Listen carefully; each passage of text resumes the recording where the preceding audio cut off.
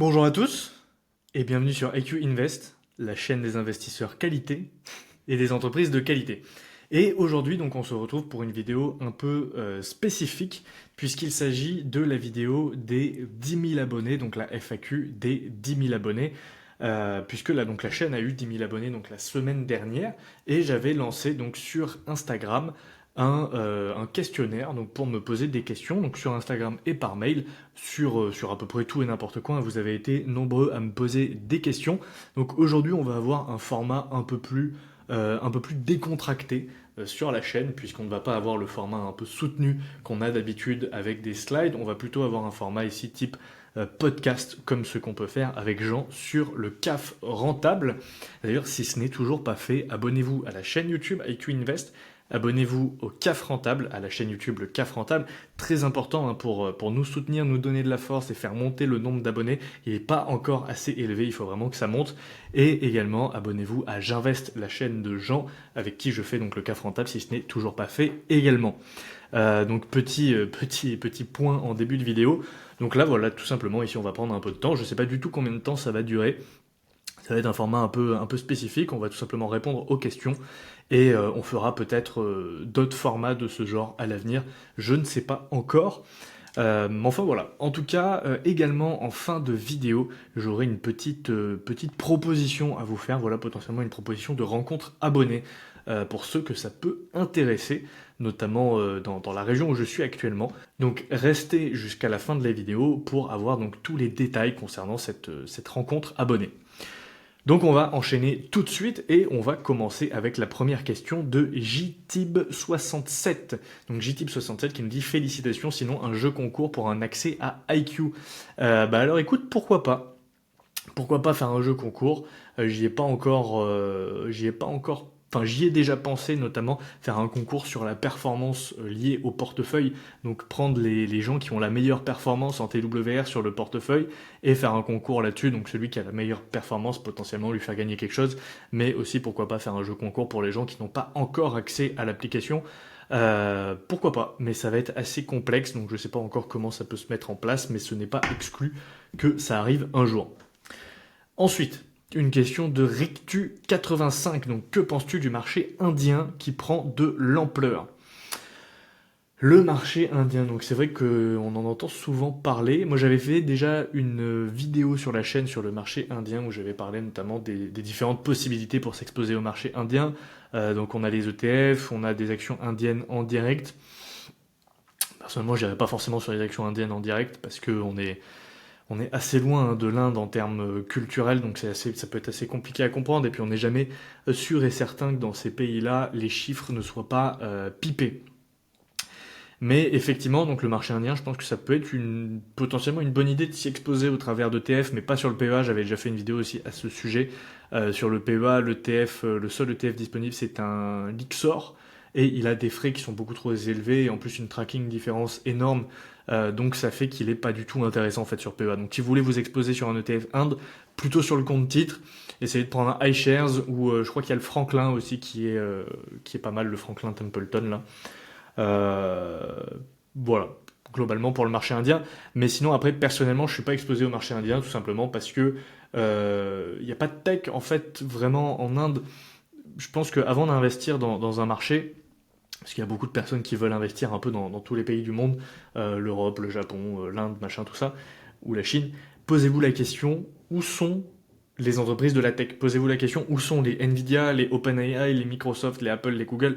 Toutes ces entreprises-là, elles sont aux États-Unis, elles sont pas ailleurs et c'est pas pour rien.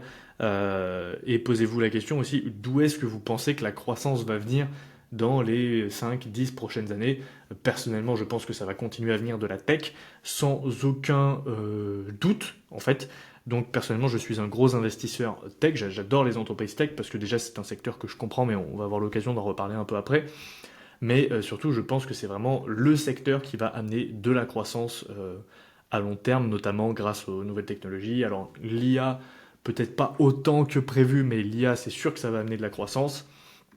Donc voilà, pour moi, tant que l'Inde n'aura pas d'énormes acteurs dans la tech, je ne vois pas l'intérêt pour le moment et je préfère rester à 100% aux États-Unis avec un peu d'entreprises européennes également. Ensuite, question de Chrono Bourse. Si tu ne pouvais détenir qu'une seule action pour les 15 années à venir, ce serait laquelle? C'est une question difficile, hein. C'est une question difficile. Tu sais quoi, je vais prendre une petite gorgée de café pour la peine. Et on va le passer de ce côté-là. Une seule action pour les 15 années à venir, honnêtement, je pense que ça serait Apple. Je pense que ça serait Apple. Pourquoi Apple? Parce que c'est, selon moi, enfin déjà c'est la marque la plus forte au monde. C'est une entreprise dont j'adore les produits. C'est une entreprise qui je trouve est unique, même si on peut débattre, hein, du management de Tim Cook et de la trajectoire que prend la société. On peut débattre de l'utilité notamment de l'Apple Vision Pro. On peut débattre de l'utilité de certaines refontes, de certains produits, enfin de certaines lignes de produits, notamment l'utilité d'avoir par exemple dans la gamme iPad, un iPad Air, un iPad Pro. Bon, je pense qu'il y a pas mal de choses à redire sur la stratégie d'Apple ces dernières années. Mais Apple reste Apple et pour moi il n'y a aucune concurrence. En fait, il n'y a personne qui fait ce que fait Apple, il n'y a personne qui fait des produits technologiques d'aussi bonne qualité qu'Apple. Pour moi les produits Android ne rivalisent même pas en termes de qualité. Et j'ai été un utilisateur Android, hein, donc pour le coup je peux vraiment comparer les deux. Donc voilà, je pense que il devait y avoir une seule entreprise que je devais garder, ça serait Apple. Quelle est... pardon. Question de Cécile MBK. Quel est ton parcours professionnel et quels sont tes livres de référence pour te former? Alors, parcours professionnel. Donc moi j'ai fait, en fait à la base donc j'ai fait un début de fac d'histoire. Après mon bac j'ai fait un bac S que j'ai eu tout juste, je crois que j'ai eu 10,26 sur 20, un truc comme ça, donc vraiment tout juste. Je détestais le lycée. Pas forcément pour l'ambiance du lycée, hein, mais pour les profs, en fait, j'ai toujours vu les études comme une perte de temps immense, tout simplement parce que très tôt, en fait, j'ai baigné dans la technologie et dans Internet depuis toujours. Je pense que le premier ordinateur que j'ai touché, je devais avoir 4 ans. Et j'ai toujours vécu avec Internet, en fait. Et le fait d'avoir toujours vécu avec Internet fait que à chaque fois que j'avais une question, à chaque fois que j'avais un problème, bah, j'allais chercher sur Internet et je trouvais toujours la réponse. Et donc moi j'ai jamais compris l'utilité de l'école en fait aujourd'hui, tout simplement parce qu'on apprend des choses qui déjà ne nous serviront probablement jamais, et deux, c'est complètement inefficace comme modèle puisqu'on peut apprendre ces choses-là de manière beaucoup plus efficace sur Internet avec des gens beaucoup plus intéressants que les profs qu'on a, notamment au lycée. Donc voilà, j'ai détesté le lycée, j'ai fait une fac d'histoire que j'ai détesté aussi. J'ai quitté la fac d'histoire au bout de 3 mois parce que ça sert à rien en fait, tout simplement. Désolé à ceux qui sont en fac d'histoire, hein, mais clairement c'est une filière chômeur. Et ensuite, donc après la fac, moi ce que j'ai fait, c'est que j'ai fait une formation en ligne en fait, en tant que développeur web. Donc j'ai fait une formation de développeur web, et à la suite de cette formation, je me suis lancé en tant que développeur web freelance. Donc j'ai fait des contrats de freelance pendant à peu près un an et demi à la suite de cette formation. Après ça, j'ai lancé une agence de com où notamment on faisait des sites web pour des clients, donc des contrats de sites web, mais aussi des contrats de branding, de création, voilà, de création digitale en tout genre. On a fait du site e-commerce, du site vitrine, on a fait de l'application web, pas mal de choses. Et, euh, et donc ça a duré 2 ans et demi. On a arrêté l'agence à la suite du Covid fin 2021, été 2021, parce que tout simplement on avait envie de passer à autre chose. C'est vrai que sauter de contrat en contrat, c'est toujours un peu frustrant. Moi, c'est quelque chose qui m'a toujours énervé et j'ai une tendance à avoir beaucoup de mal à travailler avec d'autres gens parce que j'ai une tendance à m'énerver très vite. Donc quand un client demandait des choses qui n'étaient pas prévues ou ça avait vraiment tendance à m'énerver, donc j'ai préféré, enfin on a tous préféré arrêter ça et passer à autre chose. Et donc moi ce que j'ai fait en la suite, c'est que je me suis reformé, mais j'avais déjà commencé à me former en autodidacte lors de cette passe dans notre agence de com, et j'ai voulu me reconvertir dans le product design, donc qui est une branche assez proche du développement web, mais c'est la phase en amont du développement d'un site ou d'une application où on va vraiment prototyper l'interface. On va réfléchir à l'interface en termes du X et du Y, où est-ce qu'on veut amener l'utilisateur, quelles sont les fonctionnalités, comment elles vont fonctionner, etc. Par moment, on va concevoir le produit de A à Z. Et donc là, pour le coup, j'ai travaillé en start-up. J'ai été embauché dans une start-up sur Paris, donc c'est ce qui m'a fait déménager sur Paris. Avant, j'étais sur la région toulousaine et un peu après dans le Pays Basque. Mais donc, du coup, j'ai déménagé sur Paris Et j'ai travaillé pendant 2 ans et demi donc dans une startup et en parallèle donc de cette startup, j'ai commencé à développer des activités secondaires. Notamment, je faisais du mentoring pour des étudiants en développement web, mais également ensuite donc j'ai lancé IQ Invest. Donc il y a un an maintenant, j'ai fait la première vidéo IQ Invest en novembre 2023, vraiment sur un coup de tête. Sur un coup de tête, je me suis dit, écoute, tu passes ton temps à regarder des vidéos de finance, tu passes ton temps à t'intéresser à la finance et à la bourse. C'était le moment où je commençais aussi, notamment plus sérieusement, l'investissement quality. Et en fait, c'est à ce moment-là que m'est venue l'idée de allier mes compétences techniques, donc à savoir le développement web et le product design, avec ma passion, donc c'est-à-dire l'investissement, ma passion naissante, hein, parce que j'ai commencé à m'intéresser à l'investissement en début 2022, je pense en janvier 2022, suite au tollé que je me suis pris parce que j'avais acheté 2-3 shitcoins et un peu de bitcoin fin 2021 et je me suis pris une énorme claque dans la tête donc à la suite du crash sur le marché des cryptos fin 2021 et c'est là que je me suis dit ok c'est pas possible, il va falloir que tu te formes parce que là ça va pas du tout. Donc j'ai commencé à me former sur l'investissement donc début 2022. Donc voilà, tout ça pour dire que en parallèle de mon activité de product designer, j'ai lancé donc un side business donc IQ Invest qui est resté side business jusqu'en mars de cette année. Et en mars de cette année, donc j'ai fait une rupture co avec la startup dans laquelle je travaillais. Et j'ai donc été à plein temps ensuite sur IQ Invest depuis mars de cette année. Voilà, donc aujourd'hui je suis tout simplement à plein temps sur IQ Invest, sur les vidéos, sur les posts Instagram, mais également surtout sur l'application. C'est ce qui prend le plus de temps. Et donc la deuxième partie de la question, donc, quels sont tes livres de référence pour te former? Alors, ça dépend pourquoi, parce que côté business, lifestyle, on va dire business, un peu développement personnel, il y en a plein. On va peut-être pas rentrer en détail dans tous ces livres-là, parce que c'est les livres classiques que vous pouvez connaître. Mais si on parle de l'investissement en général, moi je pense que les trois livres qui m'ont le plus apporté, c'est un, The Quality Growth Investor de Long Equity. Donc il est disponible que en anglais, mais je vous encourage vraiment à aller le lire. Moi, c'est le livre qui m'a fait le plus progresser sur l'investissement en bourse. Voilà, donc premier, The Quality Growth Investor, vous le trouverez sur Amazon en anglais. Au pire, hein, vous prenez en photo les pages, vous les faites dans Google Traduction, dans ChatGPT, ça va vous les traduire. Et ensuite, on a 100 bagueurs, le livre de Chris Meyer, pareil, une pépite, vraiment, il est exceptionnel ce livre. Il est que en anglais aussi, malheureusement. Mais j'ai envie de dire, ça vous fait une bonne introduction pour commencer à apprendre l'anglais. Je pense d'ailleurs que c'est un des skills, une des compétences qui est absolument indispensable aujourd'hui si vous voulez faire de l'investissement de manière sérieuse, que ce soit en bourse ou ailleurs. Très honnêtement, ça me fait mal de le dire hein, parce que j'adore le français, etc. Mais y a rien. En français, il n'y a absolument rien aujourd'hui. Euh, alors, j'ai pas envie de cracher sur le YouTube francophone, mais honnêtement, le YouTube francophone est assez faible en termes de compétences et en termes de, enfin pas de compétences, mais en termes de savoir qu'il peut apporter. On tourne souvent autour des mêmes sujets. Si je prends l'exemple du Bitcoin, par exemple, sur YouTube francophone, il n'y a absolument rien. C'est une catastrophe, hein. Tout ce que vous trouverez en contenu pertinent, notamment en bourse, mais surtout côté Bitcoin, ça va être de l'anglais, ça va être des Américains, pas forcément que des Américains, mais ça va être en anglais. Donc je vous encourage vraiment à vous former sur l'anglais si c'est pas déjà fait. Euh, Essayez de lire en anglais, peut-être commencer par The Quality Growth Investor, essayez de regarder déjà, ça c'est la première étape, hein, regardez tous vos films, toutes vos séries en VO, et essayez aussi d'écouter des podcasts en anglais, ça va beaucoup vous aider. Mais bref, donc bourse, The Quality Growth Investor et 100 bagueurs. Et également côté Bitcoin, je vous recommande à tout le monde The Bitcoin Standard, donc l'étalon Bitcoin de Saifeddin Ammous. Donc c'est un économiste qui est né au Liban, si ma mémoire est bonne.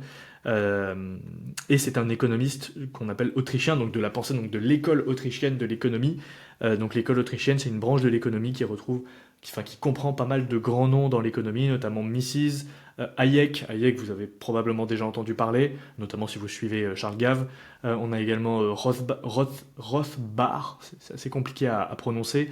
Mais voilà, donc dans l'économie autrichienne, on retrouve un peu tous ces penseurs du XXe siècle qui ont théorisé donc les grands principes de l'économie autrichienne. Et The Bitcoin Standard, c'est un livre parfait en fait pour comprendre quel est le problème déjà de base avec la monnaie fiat à l'heure actuelle, quel est le problème, et pour comprendre en quoi est-ce que Bitcoin est une solution pour régler le problème. Est-ce que Bitcoin réglera le problème? Ça, c'est une question qui est ouverte, mais en tout cas, c'est une des solutions qui est à notre disposition aujourd'hui pour régler le problème de la monnaie fiat et notamment de l'inflation. Donc, je vous encourage tous à lire The Bitcoin Standard. Donc, lui, pour le coup, il est disponible en français également. Il s'appelle L'étalon Bitcoin en français, donc de Saifeddin Ammous. Vous le trouverez sur Amazon et je vous mettrai probablement les liens en description également. Voilà pour les livres de référence. Ensuite, on a une question de Le Nen, donc ton top 3 actions PEA. Bon, alors j'ai déjà fait un top 6 actions françaises, j'ai déjà fait un top 7 actions PEA, je crois, en début d'année. Si je devais donner un top 3 actions PEA aujourd'hui, ça serait LVMH, ASML, Evolution AB. Pas forcément dans l'ordre, mais c'est trois entreprises complémentaires. LVMH, c'est un conglomérat, c'est du luxe, c'est de la consommation, c'est vachement bien, c'est des marques hyper fortes. ASML, c'est de la tech, et c'est rare hein, qu'on ait de la tech européenne, de la vraie bonne tech européenne, mais ASML, c'est hyper puissant, hein, c'est les seuls à faire de la lithographie vraiment à haut niveau comme ça. Donc voilà, LVMH, ASML et Evolution AB parce que j'adore Evolution AB, je pense que c'est une énorme opportunité d'investissement aujourd'hui. Elle est hyper sous-évaluée. Donc voilà, si je devais donner mon top 3 actions PEA. Ah, ça fait du bien le café. Ensuite, une question de Antoine DSD. Comment gères-tu le cash hors épargne de sécurité?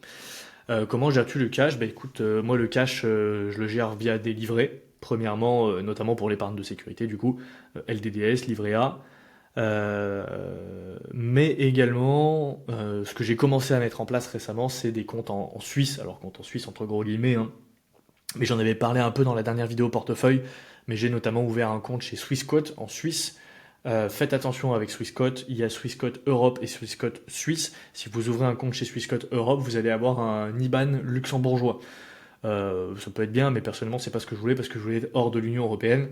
Donc, Swissquote, pensez bien à aller sur le site swissquote.ch et à ouvrir un compte auprès de la filiale suisse et pas de la filiale européenne.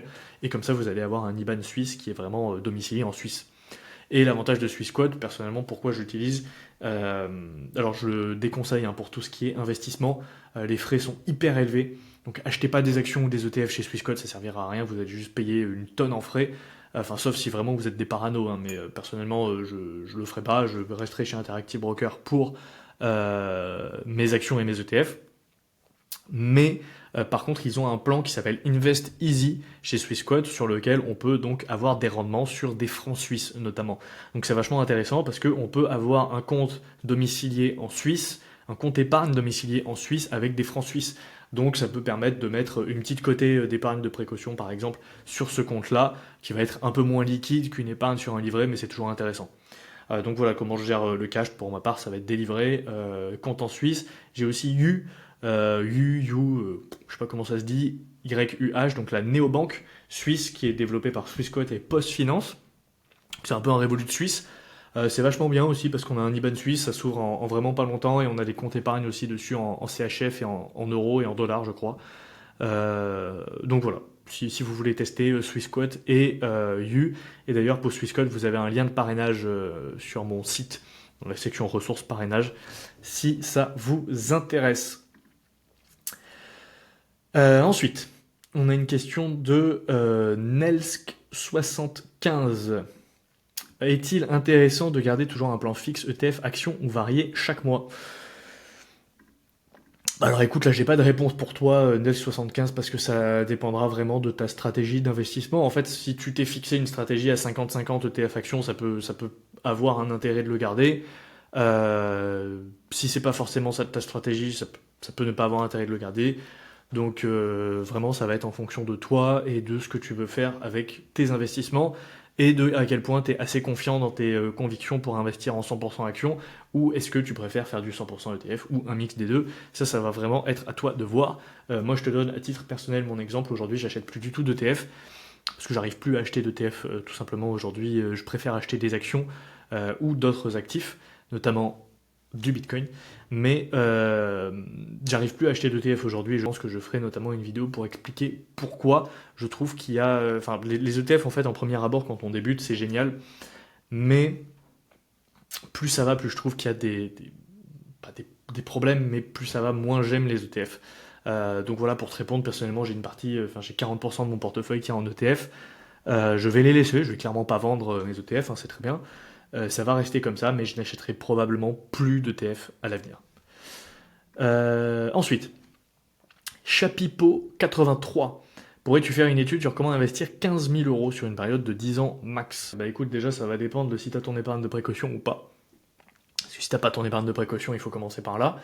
Mais on va partir du principe que tu as du cash, que tu as une épargne de précaution de côté, et potentiellement donc sur une... Alors, attention, hein, c'est pas un conseil en investissement, on rappelle toujours les bonnes bases. Donc, 15 000 euros sur une période de 10 ans max, donc 10 ans c'est assez court hein, quand même comme période d'investissement. Écoute, moi j'aurais tendance à te dire ETF, actions et Bitcoin, hein, tu fais un mix des trois en fonction de ce avec quoi tu es à l'aise. Actions, même pas forcément, tu peux faire ETF et Bitcoin par exemple. Quel type d'ETF? Moi j'aurais tendance à te dire de faire du 100% US. Après tu fais ce que tu veux. Et si tu as envie de mettre de l'Europe, tu peux mettre de l'Europe. Si tu as envie de mettre de l'Asie, tu peux mettre de l'Asie. Pourquoi 100% US? Parce que comme je l'ai dit sur la partie sur l'Inde, posez-vous la question, hein, dans les 10 prochaines années, quelles sont les entreprises qui sont susceptibles de générer le plus de croissance? Moi je pense que ce sont les entreprises tech américaines. Après chacun verra midi à sa porte comme on dit. Donc voilà, personnellement je pense que ce que je ferai, soit j'ai du temps à y consacrer et je ferai une partie action, une partie Bitcoin, soit j'ai pas de temps à y consacrer, je ferai une partie ETF, une partie Bitcoin, et après le pourcentage entre ETF ou action et Bitcoin, ça va vraiment dépendre de ton niveau de compréhension, je dirais, et ton niveau d'éducation sur Bitcoin, parce que c'est vraiment ça qui va faire tes convictions à ce niveau-là. Ensuite, Alpha Gaël, tu pourrais faire une vidéo sur ton transfert de PEA Bourse Direct à Interactive Broker. Je pense pas, honnêtement, je pense pas faire une vidéo complète dessus parce que je vois pas forcément l'intérêt, il n'y a pas grand chose à dire. Le processus pour transférer le PEA est assez simple, hein, vous le trouverez sur internet. Euh, Ça, c'est d'ailleurs. Alors, j'ai pas envie de t'afficher un Alpagaël, mais ça, c'est quelque chose que je trouve souvent dans les commentaires. Alors, vous avez probablement remarqué, je réponds à tous les commentaires. Donc, j'essaie vraiment de répondre à tout le monde. Je réponds pas, par contre, aux réponses des commentaires. Donc, je réponds aux commentaires une fois, mais si vous me répondez sur cette réponse-là, je réponds pas. Tout simplement parce que les commentaires YouTube sont hyper mal foutus. Honnêtement, la page pour répondre aux commentaires sur YouTube, c'est l'enfer. Donc, j'ai abandonné de répondre aux réponses parce que c'est hyper compliqué à suivre. Donc voilà, je réponds jamais aux réponses. Mais si vous avez une question, n'hésitez pas à me la poser en commentaire. Je répondrai du coup une première fois. Mais je vois beaucoup de gens qui me posent des questions qui sont pas évidentes, mais auxquelles vous pouvez trouver la réponse en 2 secondes sur Internet. Donc, et c'est le cas pour le transfert de PEA chez Bourse Direct à Interactive Broker. J'ai eu peut-être une vingtaine de fois la question comment on fait. J'ai envie de te dire comment on fait. Tu fais comme moi j'ai fait, c'est-à-dire tu tapes sur Google. Moi j'ai tapé transfert PEA Interactive Broker sur Google. Premier lien, tu as le forum Finari et tu as un mec qui a mis une capture d'écran du process que le service client Interactive Broker lui a donné. Voilà, donc tu as juste à suivre le process qu'il y a sur cette capture d'écran et à chercher sur Google. Donc je vois pas l'intérêt de faire une vidéo sur ça parce que c'est plutôt simple, hein, il suffit d'envoyer un message à Interactive Broker et d'ouvrir un PEA d'abord et d'envoyer un message comme quoi c'était un transfert et de faire ensuite la démarche. Mais par contre je peux te dire où en est le transfert. Donc j'ai lancé le transfert début septembre, aujourd'hui tous les titres sont arrivés chez Interactive Broker et mon compte a été clôturé chez Bourse Direct. Donc j'ai plus le PEA chez Bourse Direct, mais j'ai pas encore les liquidités qui sont arrivées chez Interactive Broker. Donc il me manque le cash en fait, les euros qui vont arriver sur mon PEA. Donc j'attends ce cash là pour que le transfert soit 100% complété. Donc j'espère cette semaine, ça serait sympa. En tout cas, ce que je peux dire du transfert, c'est que le service client Interactive Broker est vraiment top parce que j'ai discuté avec eux de A à Z pour le transfert, ils sont vraiment top. Ils ont relancé plusieurs fois Bourse Direct. Moi aussi, j'ai relancé plusieurs fois Bourse Direct, hein, j'ai dû les appeler au moins 3 ou 4 fois pour les bouger un peu. Donc vous appelez le service client, vous leur dites j'ai une demande de transfert, activez-vous quoi, grosso modo en restant poli. Euh, et voilà, donc c'est ce que j'ai fait. Ça a été assez rapide, hein, ça a pris 2 semaines à peu près pour recevoir les titres, 2-3 semaines, et là je suis donc sur la dernière phase, donc c'est-à-dire recevoir les liquidités. Et une fois que ça sera fini, donc le transfert sera clôturé. Voilà pour répondre à ta question. Et deuxième question de Pagaël, pourrais-tu nous faire une analyse de IQ Invest en tant qu'entreprise? Alors ça, je trouve que c'est une super idée. C'est une super idée, notamment pourquoi pas de vous parler ensuite peut-être du business IQ Invest.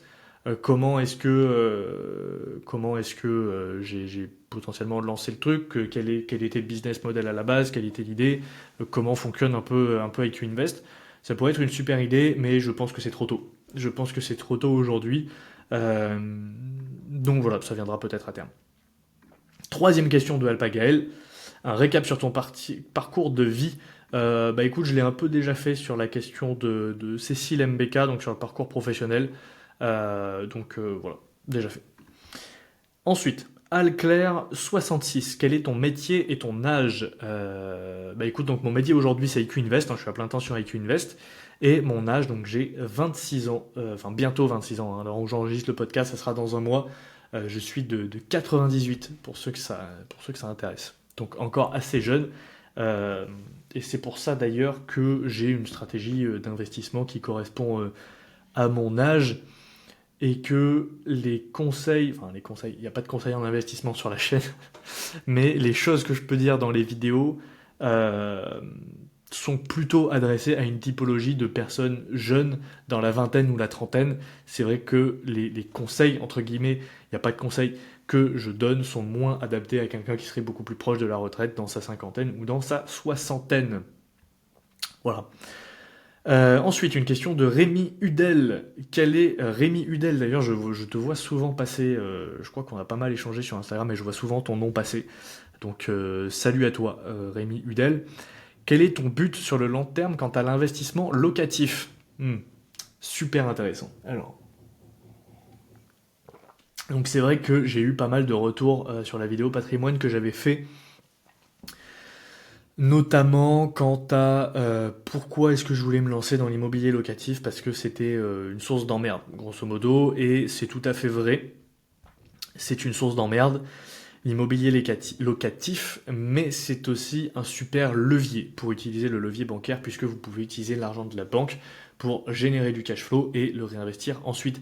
Et l'avantage, c'est que quand vous faites de l'immobilier locatif correctement, et ça demande beaucoup de recherche, ça demande beaucoup de travail, hein. L'immobilier, c'est pas du tout passif. Oubliez ça, c'est pas passif, c'est plein d'emmerdes, c'est beaucoup de travail. Mais c'est le seul moyen pour utiliser l'argent de la banque. Et l'avantage, c'est que si vous faites ça bien et que vous avez bien calculé votre investissement, c'est le locataire qui rembourse 100% de votre crédit. Donc, à part peut-être l'apport et les frais de notaire, et encore, ça peut être évité, vous avez rien à sortir de votre poche. Et l'avantage, c'est que le locataire rembourse votre crédit, qu'une fois que vous avez remboursé le crédit, forcément, l'investissement, il est 100% à vous. Et le cash flow excédentaire que vous générez de cet investissement locatif, vous pouvez ensuite le réinvestir, que ce soit en action ou autre. Moi, par exemple, j'ai pour projet de réinvestir ce cash flow. Alors déjà, j'ai pour projet d'investir au travers d'une SCI, pas en nom propre. Pourquoi? Parce que fiscalement, en nom propre, c'est pas du tout intéressant. Euh, et alors, il y a le régime LMNP qui peut être intéressant en nom propre, mais le régime LMNP, personnellement, je lui fais pas confiance, hein, parce que je pense que ça va être supprimé dès que possible, parce qu'il y a des coupes budgétaires dans tous les sens en France, hein, donc tout ce qui est niche fiscale potentiellement va être supprimé. Donc à votre place, je ne compterai pas sur le LMNP.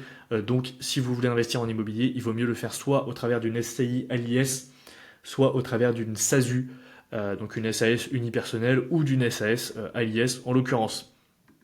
Et mon but, ça sera donc de faire des investissements locatifs rentables qui génèrent un cash flow ou à minima qui s'autofinance et d'utiliser ce cash flow pour le réinvestir au travers de la société en actions et potentiellement en bitcoin. Mais là-dessus, je dois avouer que je ne connais pas du tout les réglementations françaises et je n'ai aucune idée de si ça va être possible à faire en France.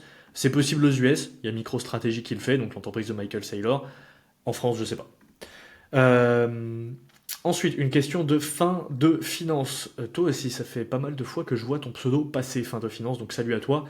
Que fais-tu dans la vie? Bah écoute, en ce moment, je suis à fond sur IQ Invest, je suis à 100% sur IQ Invest, donc toute ma semaine est orientée autour d'IQ Invest et du CAF rentable avec Jean, donc le podcast qu'on a. Abonnez-vous. Abonnez-vous au CAF rentable si ce n'est pas déjà fait, il faut faire monter le compteur d'abonnés. Alors ensuite, on a une question de MGR89. Il faut selon toi investir en DCA minimum de combien par mois sur Bitcoin? J'investis 40 €. Bah, il n'y a pas de montant minimum en fait, hein. Tu investis autant que tu peux et autant que tu veux surtout, puisque ce qui va déterminer combien tu dois investir en Bitcoin, ça va être ta compréhension de Bitcoin. Il y a des gens qui investissent 100% en Bitcoin. Il y a des gens qui font 50-50 entre, par exemple, bourse Bitcoin. Toi, tu fais absolument ce que tu veux. Si tu as envie de faire 50-50, 60-40, 70-30, c'est toi qui vois. Et minimum combien? Il n'y a pas de minimum, hein, parce que c'est comme les actions. Tu peux acheter des petits montants de Bitcoin. Tu peux acheter 1 € de Bitcoin si tu veux. Voilà, autant que tu peux et autant que tu veux surtout investir en Bitcoin tous les mois. Le seul truc que je dirais là-dessus, c'est ne fais pas ta DCA sur Trade Republic. C'est une question que je revois souvent. Ça sert à rien d'acheter du Bitcoin sur Trade Republic ou sur Revolut ou des trucs comme ça, tout simplement parce que tu ne peux pas le retirer. Donc en fait, le Bitcoin que tu achèteras, il sera jamais vraiment à toi. Donc si tu achètes du Bitcoin, fais ta DCA sur tes plateformes qui te permettent ensuite de retirer ce Bitcoin vers ton propre portefeuille, que ce soit un hot ou un cold wallet. Donc pour ça, tu en as plusieurs. Je pense notamment à Strike, qui est l'application que j'utilise personnellement et qui est super. Donc Strike App, c'est un petit logo noir avec une météorite blanche. Tu as aussi l'application Relais, qui est une application suisse qui te permet d'acheter du Bitcoin, mais les frais sont un peu plus chers, donc voilà. Tu as aussi, il y a quelqu'un récemment qui m'a parlé de Bitstack, mais j'ai pas encore creusé le truc. Et personnellement, je déconseillerais quand même tous les exchanges classiques, Coinbase, Binance et tout ça. Pourquoi? Parce que tu as beaucoup de frais, tu auras moins de frais sur Strike. Et ils te prennent aussi beaucoup de frais quand tu veux retirer tes bitcoins sur ton wallet. Alors que Strike, tu payes juste les frais de la transaction on-chain. Et en plus, tu peux choisir les frais sur Strike. Donc c'est-à-dire que tu peux tout à fait euh, choisir de faire ta transaction à des moments où le réseau ou les transactions sur la blockchain Bitcoin ne coûtent pas cher. Donc voilà, si tu dois faire de la DCA, tu peux faire le montant que tu veux, mais fais-le sur une application qui te permet de retirer tes bitcoins. Et celle que personnellement je préfère, c'est Strike. Voilà. Ensuite, les taux RTDS, tes connaissances en finance sont-elles liées à ton travail ou t'es-tu formé en totale autonomie? Bah, j'ai envie de te dire, je me suis formé en totale autonomie et comme à peu près tout dans la vie. Et je pense que ça, c'est vraiment quelque chose à comprendre aujourd'hui. En fait, t'as pas besoin de faire des études dans un domaine ou de travailler dans un domaine pour acquérir des compétences dans un domaine. On est à une époque où l'information est quasi gratuite. Ça va te coûter le prix d'un routeur internet, donc 20 balles par mois ou 30 balles par mois. Mais toutes les connaissances du monde aujourd'hui sont gratuites, sont accessibles sur Internet. Donc tu peux apprendre n'importe quel domaine de compétences. Demain, si tu as envie d'apprendre l'astrophysique, tu peux apprendre l'astrophysique sur Internet. Bon, alors, avec des limitations, hein, forcément, je sais pas moi, si tu vas apprendre à construire des fusées, au bout d'un moment, il va bien falloir que tu aies un garage et que et que tu commences à construire des fusées. Mais tout ça pour dire que n'importe quelle compétence, et notamment les compétences théoriques, aujourd'hui peuvent être apprises 100% via Internet. Et c'est ce que je recommanderais à tout le monde de faire, hein, d'ailleurs. Pour moi, en tout cas, pour avoir déjà eu une entreprise par le passé, pour avoir déjà travaillé en entreprise et pour avoir encore une fois aujourd'hui mon entreprise, je peux vous dire que je trouve que les diplômes, personnellement, ne servent absolument à rien aujourd'hui. Je préférerais 100% quelqu'un qui est autodidacte et qui a la niaque, qui a envie d'apprendre et de vraiment progresser dans son boulot et dans ses compétences, que quelqu'un qui a son diplôme et qui n'en branle pas une et qui se contente de faire le minimum. Donc voilà, pour moi, les études, le taf que tu fais, ça n'a absolument aucune importance. Tu peux apprendre tout ce que tu veux, et y compris pour la finance, y compris pour tout. Ensuite, Rire Paco, donc travailles-tu dans la finance dans la vie de tous les jours? Bah écoute, plus ou moins, puisque je travaille pour IQ Invest, donc on peut dire que je travaille dans la finance dans la vie de tous les jours, effectivement. Ensuite, Léo DLVS, pourquoi as-tu changé d'avis sur Bitcoin?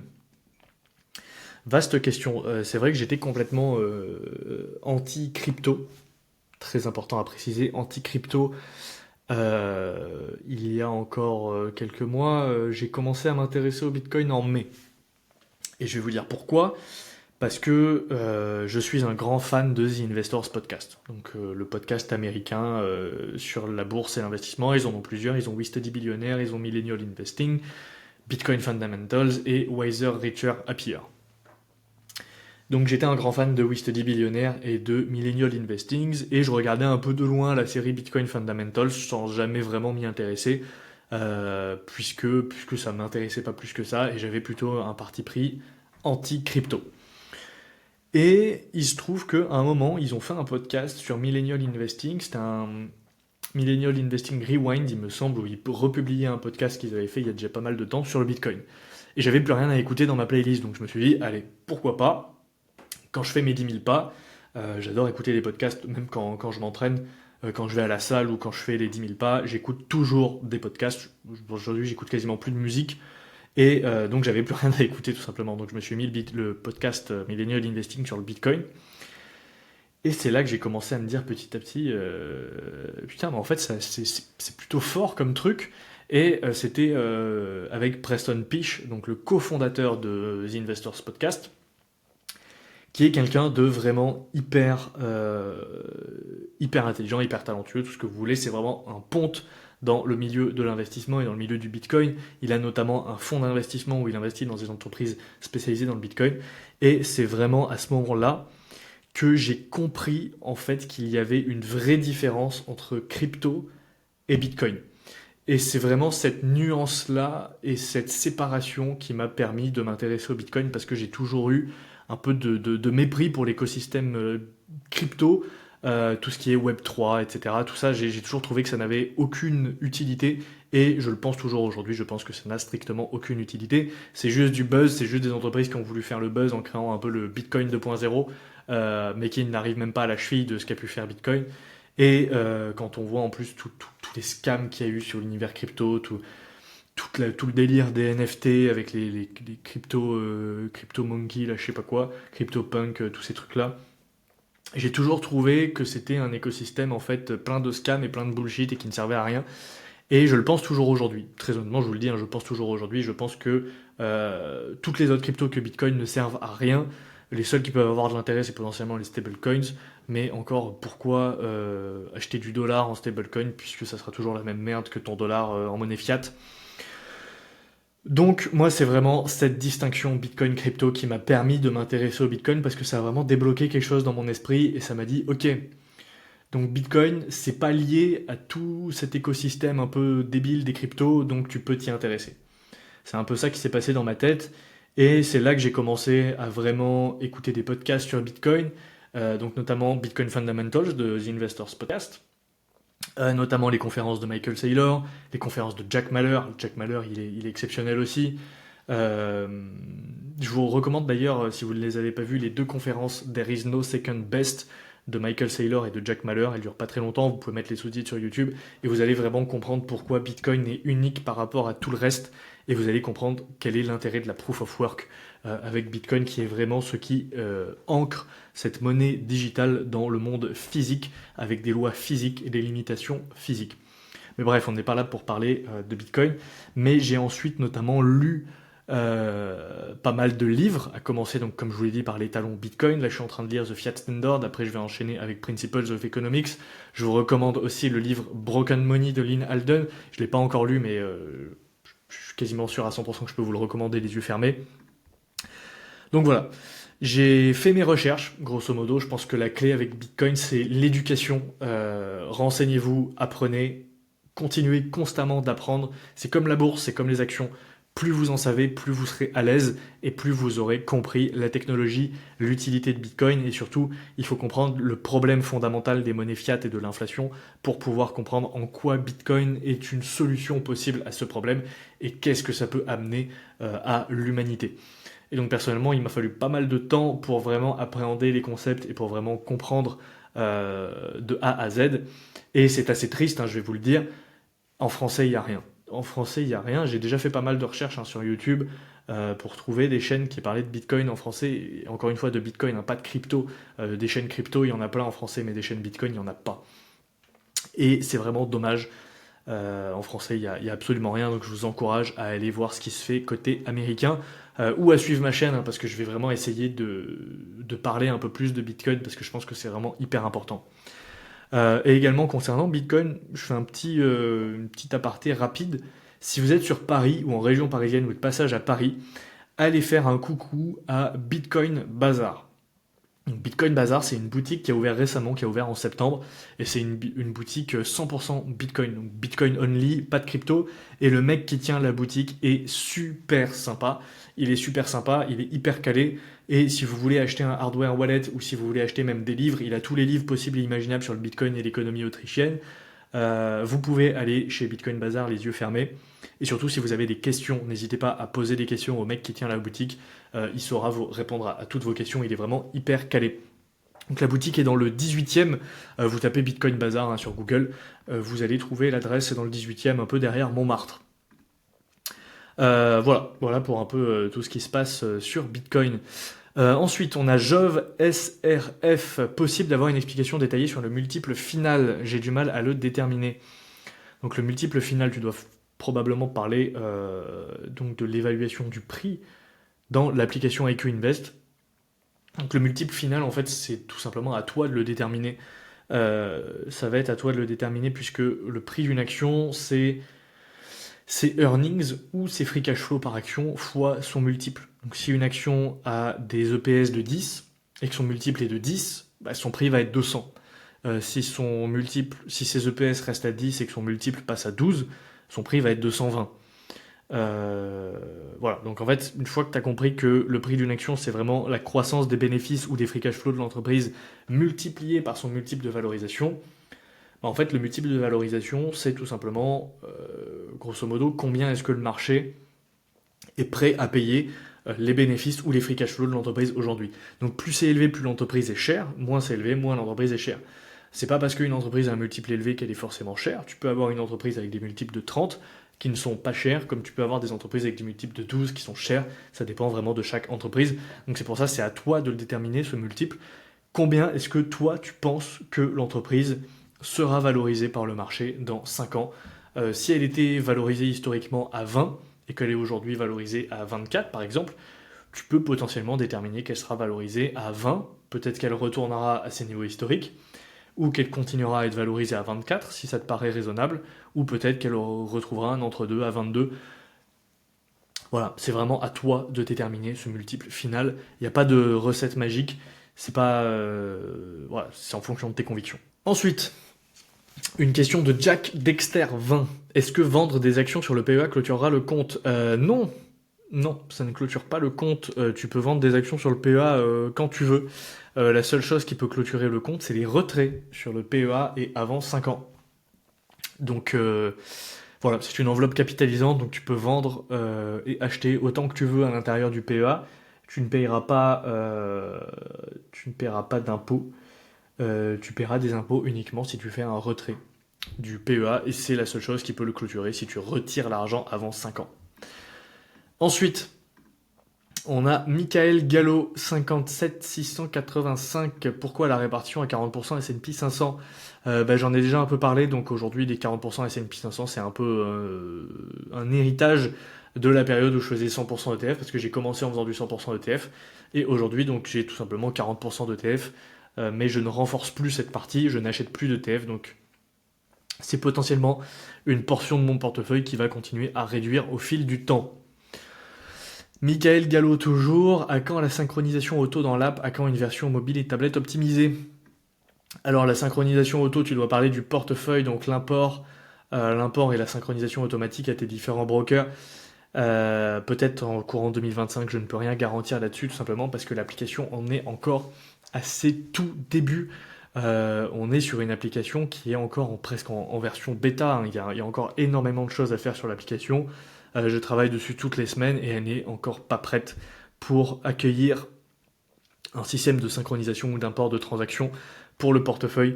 Donc pour l'instant ça va rester manuel, mais potentiellement donc 2025 je pourrais travailler dessus. Et à quand une version mobile et tablette optimisée? Je peux pas te donner de réponse tout simplement parce que c'est pas la priorité aujourd'hui dans l'application.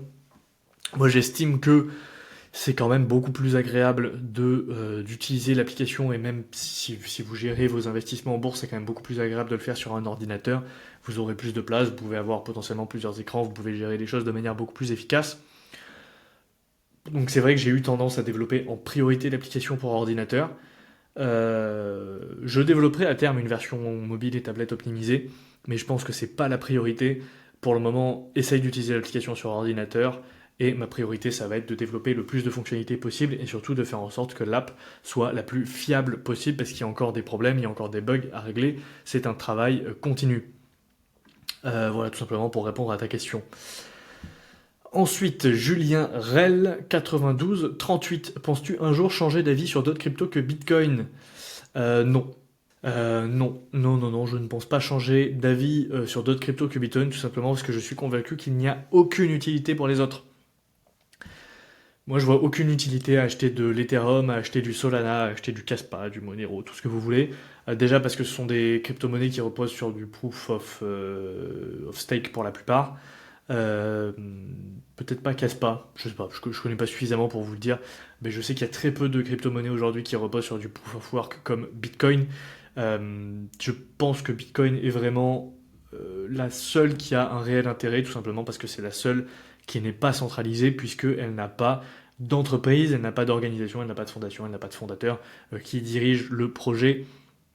Et on ne connaît pas maintenant, et on ne connaît même pas qui a créé Bitcoin aujourd'hui, et c'est une des seules qui repose encore sur le proof of work, et également c'est celle qui bénéficie le plus de l'effet réseau. L'effet réseau est extrêmement important, notamment dans les devises, notamment dans les langues également. Par exemple, vous pouvez imaginer aujourd'hui, enfin demain, vous pouvez tout à fait copier-coller le code de Bitcoin et créer votre Bitcoin personnel. Personne voudra l'utiliser, tout simplement parce que vous n'avez pas l'effet de réseau. C'est pareil, si demain vous vous mettez à créer votre propre langue, vous pouvez tout à fait, mais personne va l'utiliser parce que vous n'avez pas l'effet de réseau et personne sera là pour parler avec vous. Donc quand vous comprenez ça, vous comprenez que Bitcoin est vraiment le plus puissant, et je ne vois vraiment aucune utilité pour les autres, notamment que pour moi, les crypto-monnaies comme Ethereum ou Solana, ce sont des entreprises avant tout, ce ne sont pas des crypto-monnaies, ce ne sont pas des devises, ce ne sont pas des commodities, ce sont des entreprises. Elles ont une roadmap, elles ont des projets, elles ont un board, elles ont une direction, elles ont des changements de direction. Ethereum, le nombre de fois où ils ont changé de roadmap, où ils ont changé d'objectif, où ils ont changé même la blockchain en tant que telle, hein, parce qu'ils sont passés du proof of work au proof of stake. Donc vraiment, voilà, je ne vois pas l'utilité, je ne changerai probablement jamais d'avis à ce niveau-là. Et si vous vous mettez à vous intéresser sérieusement à Bitcoin, vous allez probablement partager cet avis avec moi. Naliway94 a quand un podcast avec Victor Ferry ou Delmas, donc tu dois probablement parler du podcast Le Cafre Rentable. Bah écoute, ça serait avec grand plaisir. Je pense qu'on doit encore travailler sur le podcast, on doit encore le faire grandir, le faire grossir. Il est encore tout jeune, il a même pas un an. Mais pourquoi pas les inviter un jour sur le podcast quand on aura un peu plus de puissance de frappe, ou tout simplement quand ils nous contacteront. Hein. On est toujours ouvert si jamais quelqu'un veut passer, c'est quelqu'un qui écoute cette vidéo. Si vous avez des compétences intéressantes à apporter, ou si vous êtes vous-même un youtubeur finance, n'hésitez pas à m'envoyer un message, on sera heureux de vous faire passer sur le podcast. Tonio RMK, salut, tu fais comment tes visuels? Merci de la réponse. Eh bien écoute, tous les visuels sont faits sur Figma. Donc Figma à la base c'est une application SaaS qui permet de faire des prototypes, donc UX UI pour les applications, mais personnellement je m'en sers pour tout en fait. Pour les miniatures YouTube, pour les visuels sur Instagram, pour tout. Voilà, donc je fais tout sur Figma. Et on arrive bientôt à la fin, donc il nous reste deux questions. La première donc de Kylian Soulet. Est-il pertinent de passer ses actions en administré dans le cadre du PEA? Sachant qu'il y a des frais supplémentaires afin de le faire, y a-t-il un ETF? Ah, il y a plusieurs parties dans la question. Donc, est-il pertinent de passer ses actions en administré dans le cadre du PEA? Bah écoute, j'en sais rien. J'en sais rien parce que c'est jamais une question que je me suis posée. C'est pas quelque chose que je fais. Tu dois sûrement parler du nominatif. Il y a certaines entreprises comme L'Oréal ou Air Liquide qui offrent des bonus quand tu détiens les actions au nominatif.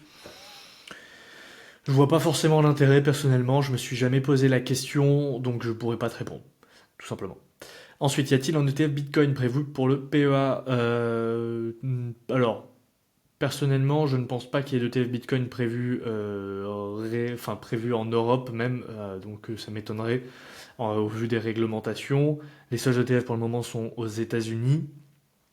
Bah, je crois que tu peux acheter du GBTC, là, les espèces de trust, mais c'est pas vraiment un ETF spot. Et pour Bitcoin, de toute façon, quel est l'intérêt d'avoir un ETF? Personnellement, je vois pas l'intérêt si tu veux acheter du Bitcoin, comme je l'ai dit un peu précédemment. Fais du DCA sur une application qui te permettra de retirer ton Bitcoin et ensuite sécurise ton Bitcoin, apprends à gérer tes clés privées, apprends à gérer ton portefeuille et détiens ton Bitcoin réellement. Ça sert à rien de l'acheter au travers d'un ETF. Et deuxième partie de la question, donc un ETF or, pareil pour l'or. Pour moi, l'or papier n'a pas vraiment d'intérêt. Si tu veux avoir de l'or, autant l'acheter en physique, autant détenir du vrai or qui t'appartient à toi, simplement parce que le TF papier, ils ont beau dire ce qu'ils veulent, ils ont beau dire qu'ils détiennent 100% de contrepartie en or. Personnellement, je ne ferais pas confiance à ce genre de choses, puisque dans l'histoire de l'humanité, à chaque fois que quelqu'un a dit détenir 100% de la contrepartie en or, ça n'a jamais été le cas. Donc apprends des leçons de l'histoire, n'achète pas d'or papier, personnellement je n'achèterais pas d'or papier. Si je devais acheter de l'or, ça serait de l'or physique. Mais idem, si tu comprends Bitcoin, il n'y a pas d'intérêt en fait à acheter de l'or, puisque Bitcoin est supérieur à l'or. Donc voilà, tu n'as pas forcément d'intérêt à avoir de l'or si tu détiens du Bitcoin. Et tu comprendras vite la limitation de l'or, tout simplement parce que l'or a déjà échoué par le passé. Encore une fois, je recommande le livre L'étalon Bitcoin. Si l'or avait toujours, enfin si l'or fonctionnait et si l'or avait réussi à être un véritable étalon, on serait toujours sur l'étalon or aujourd'hui. Or, ce n'est pas le cas. Deuxième point, si tu dois acheter de l'or physique, tu vas vite comprendre ta douleur quand tu vas avoir des frais à payer, notamment si tu vas acheter des pièces, tu dois payer le premium monétaire, etc. C'est cher, il faut le stocker, il faut le mettre dans un coffre-fort, c'est galère. Personnellement, je vois pas d'intérêt à avoir de l'or, mais si je devais en acheter, ça serait de l'or physique. Donc, si tu dois acheter du Bitcoin, achète du vrai Bitcoin et détiens-le toi-même sur tes propres clés privées. Et si tu dois acheter de l'or, achète de l'or physique et détiens-le toi-même chez toi ou pas, dans un coffre-fort enterré dans le jardin, j'en sais rien, tu peux faire comme les pirates à l'époque. Mais voilà, les ETF Bitcoin Spot ou les ETF hors papier, pas d'intérêt pour moi. Ensuite, Gwen17, dernière question. Est-ce que coupler votre méthode d'analyse et essayer de répartir les achats en fonction des secteurs d'activité est une bonne idée? Pour vous expliquer précisément, prenons un exemple, le S&P 500 comprend 40% de sociétés du secteur technologique et 12% du secteur de la santé et de consommation discrétionnaire. Est-ce que cela est intéressant de se limiter à ces pourcentages dans notre portefeuille? Quel est selon vous le nombre de secteurs auxquels il faudrait se limiter et lesquels? Alors Gwen17, pour te répondre personnellement, je réfléchis pas du tout en termes de secteur. Je vois pas tellement l'intérêt. Pourquoi? Parce que les secteurs sont hyper limitants en fait. Parce qu'un secteur, ça veut tout et rien dire. Tu peux avoir un portefeuille 100% tech et être hyper diversifié. Une fois que tu creuses dans un secteur, notamment le secteur technologique, c'est le plus parlant, tu verras qu'une entreprise comme Apple n'a absolument rien à voir avec une entreprise comme Google plus ou moins, mais n'a absolument rien à voir avec une entreprise comme Amazon, qui elle-même n'a rien à voir avec une entreprise comme Netflix. Enfin, quoique Netflix, je crois pas que c'est de la tech, je crois que c'est de la consommation discrétionnaire, mais bref. Qui n'a rien à voir avec une entreprise comme ASML, qui n'a rien à voir avec une entreprise comme Applied Materials, qui n'a rien à voir avec une entreprise comme Texas Instruments, qui n'a rien à voir avec une entreprise comme Nvidia. Donc, technologique, oui, mais ça veut tout et rien dire, donc tu peux avoir un portefeuille très très bien diversifié au sein d'un seul secteur. Donc n'essaye pas de te limiter auprès de certains secteurs, n'essaye pas de faire un truc compliqué, de pondérer ton portefeuille sur les différents secteurs. Je pense que ça ne sert à rien. Analyse avant tout un business, une entreprise, et c'est des entreprises sur lesquelles tu dois investir, c'est pas des secteurs. Donc si jamais tu penses que les meilleures entreprises du monde sont dans le secteur de la tech, achète des entreprises de la tech. Personnellement, c'est ce que je fais, je dois être exposé à très peu de secteurs sur mon portefeuille, j'ai de la tech, j'ai même pas santé, j'ai de la tech, j'ai de la consommation discrétionnaire, j'ai de la consommation courante, mais c'est L'Oréal, et j'ai de la communication, mais c'est Google. Donc personnellement, Google, je la vois même pas comme une entreprise de com, mais plutôt comme une entreprise de tech. Donc en fait, personnellement, tu vois, dans mon portefeuille, j'ai que de la tech et de la consommation discrétionnaire. Et j'estime que mon portefeuille est hyper bien diversifié. Donc voilà, ne te limite pas sur des répartitions sur des secteurs, n'essaye pas d'acheter tous les secteurs non plus, parce qu'il y a des secteurs qui n'ont aucun intérêt. Les secteurs utilities, par exemple, ça n'a strictement aucun intérêt. Qu'est-ce que tu vas aller faire à détenir des entreprises qui distribuent de l'eau? Est-ce qu'il y a vraiment de l'intérêt? Je suis pas sûr. Est-ce qu'il y aura de la croissance là-dessus? Je suis pas sûr non plus. Donc voilà pour répondre à ta question. Écoutez, nous sommes arrivés à la fin de la vidéo. Nous avons répondu à toutes les questions. Donc si vous avez d'autres questions, n'hésitez pas à me les poser en commentaire, j'y répondrai, mais je ne répondrai pas aux réponses que vous pouvez apporter à ces questions, comme je vous l'ai dit lors de la vidéo. Et dernier point avant de conclure, j'aimerais organiser potentiellement une rencontre abonnée, alors une rencontre abonnée de manière modeste, potentiellement aller boire un verre tous ensemble. Moi personnellement, j'habite en région, dans la région de la Corrèze, donc dans le centre, dans le sud-ouest, centre de la France, grosso modo. Donc si il y a des gens qui sont aussi dans la région de la Corrèze ou aux alentours, n'hésitez pas à m'envoyer un message sur Instagram @iq-invest.fr, enfin _invest.fr, donc @iq_invest.fr. Envoyez-moi un message sur Instagram si vous êtes intéressé tout simplement pour organiser une petite rencontre. Et si on est, donc l'objectif c'est de faire un petit truc, peut-être à 5-10, si on est suffisamment, pourquoi pas donc réserver un resto et se faire une petite bouffe tous ensemble, ou réserver un bar et aller boire un verre tout simplement. Ça pourrait être vachement sympa. Donc si vous êtes dans le coin, envoyez-moi un message sur Instagram et on va s'organiser ça. Voilà, donc on a fait le tour. Donc dites-moi si ce type de format vous plaît, on refera peut-être des FAQ à terme. Alors la FAQ des 100 000, ça va être loin. Donc peut-être pas une FAQ des 100 000, mais peut-être ce type de format un peu plus décontracté sur des sujets de vidéos spécifiques, pourquoi pas. Donc dites-moi si ça vous plaît, et comme d'habitude, n'oubliez pas le pouce bleu sous la vidéo, le commentaire, abonnez-vous à la chaîne YouTube, abonnez-vous au CAF Rentable bien évidemment, et allez me suivre sur Instagram aussi également @iq-invest.fr. Et je vous dis à la prochaine pour une nouvelle vidéo. Ciao.